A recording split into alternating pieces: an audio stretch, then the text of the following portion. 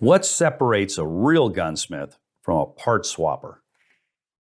At the American Gunsmithing Institute, we teach our students design, function, and repair.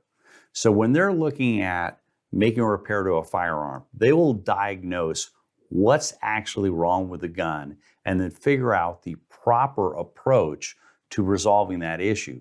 It may be replacing a part, but it may be welding up a part, refitting a part, or fitting parts that were not properly fitted to begin with, common with many extractors from the factory and many ejectors from the factory.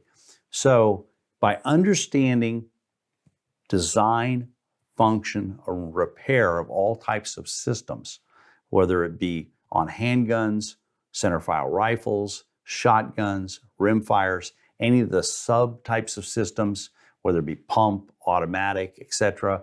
And then within that, like for example, automatic shotguns, you're going to have long recoil, short recoil, gas-operated, inertia, etc.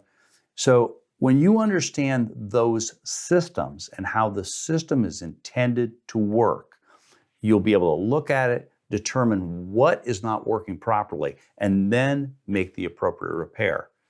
So a part swapper is just someone that doesn't really understand that, or maybe thinks they do, but they're not sure. So they order in a part, put it in, oh, that didn't solve the problem.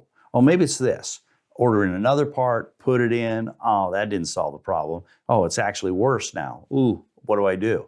Etc. They are just throwing parts at it. They're not solving the problem because oftentimes just putting in a replacement part doesn't solve the underlying issue.